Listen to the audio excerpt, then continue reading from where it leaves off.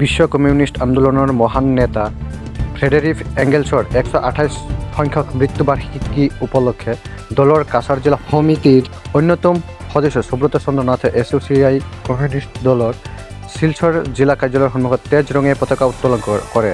ইয়ার পিছতে কার্যালয়ত থকা মহান এঙ্গেলসর প্ৰতিকৃতিক শ্ৰদ্ধাঞ্জলি জনায়। যদি ফ্রেডরিক এঙ্গেলসর মৃত্যুবার্ষিকী 5 আগস্টত, কিন্তু দলের কেন্দ্রীয় সমিতিয়ে 12 আগস্টত মহান ফ্রেডরিক এঙ্গেলসর মৃত্যুবার্ষিকী উদযাপন করার সিদ্ধান্ত লয়।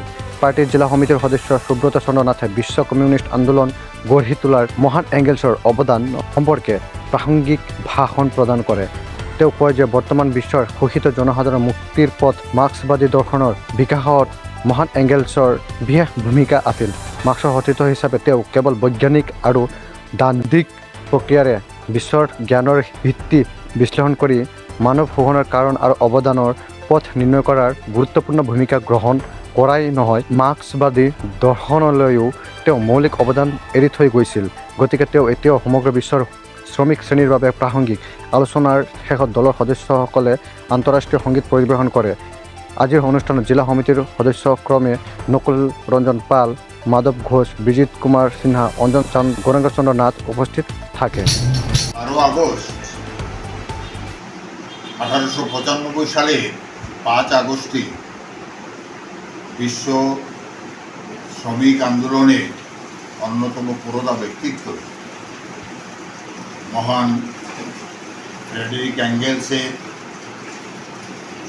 মৃত্যু দিবস উপলক্ষে আজ আমরা এসোসিয়াই কমিউনিস্ট দলের তরফ থেকে তাকে শ্রদ্ধার সঙ্গে স্মরণ করছি।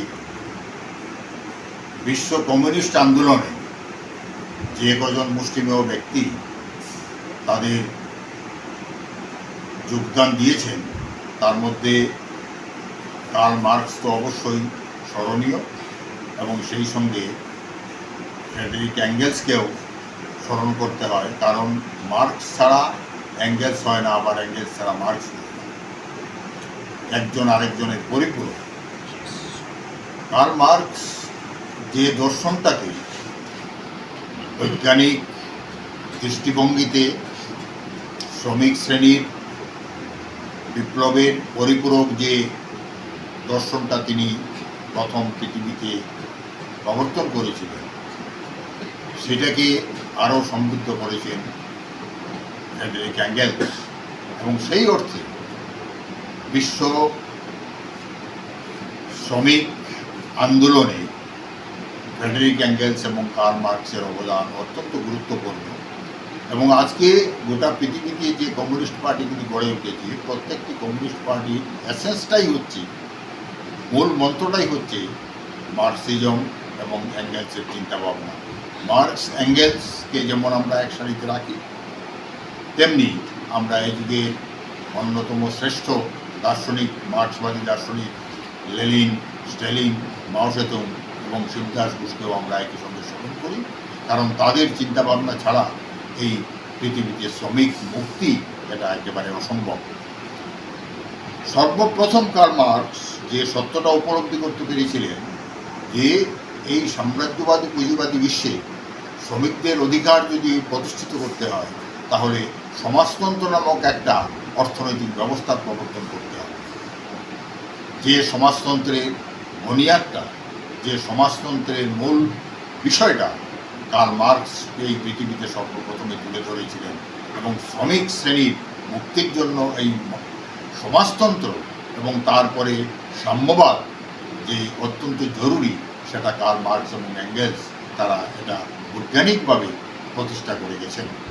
তাই আজকের এই কার্ল মার্কস এবং এঙ্গেলস এই দুজনকেই আমরা স্মরণ করছি। বিশেষ করে এঙ্গেলসকে তো অবশ্যই আমরা স্মরণ করছি, এবং তাদের নির্দেশিত যে সমাজতন্ত্রের যে অর্থনীতির যে ধাঁচ তারা দিয়ে গেছিলেন, সেই সমাজতন্ত্র প্রতিষ্ঠার জন্য শ্রমিক শ্রেণীর উপর পুঁজিবাদী শোষণ, সাম্রাজ্যবাদী শোষণ সে অবসান ঘটানোর জন্য যে সমাজতান্ত্রিক বিপ্লবের প্রয়োজন, সেই সমাজতান্ত্রিক বিপ্লবের তত্ত্বের হোতা যারা মার্কস এবং এঙ্গেলস, তাদের প্রতি আমরা শ্রদ্ধা নিবেদন করছি। এবং আজকের এই বর্তমান পুঁজিবাদী সাম্রাজ্যবাদী সমাজ ব্যবস্থায় যাদের চর্চা সর্বাগ্রে প্রয়োজন, অর্থাৎ শ্রমিক শ্রেণীর মুক্তির জন্য, সমাজতন্ত্র প্রতিষ্ঠার জন্য যে তত্ত্বগুলি আমাদের সামনে অবশ্যই রাখতে হবে, শ্রমিকদের সামনে রাখতে হবে, সেই তত্ত্ব হচ্ছে কার্ল মার্কস এবং এঙ্গেলসের তত্ত্ব। আমরা আজকের দিনে নতুন করে আবার শপথ গ্রহণ করছি যে আমরা সমাজতান্ত্রিক বিপ্লব সংগঠিত করার পথে ব্যক্তির যে দেওয়া তত্ত্বটা, সেই তত্ত্বটাকে আমরা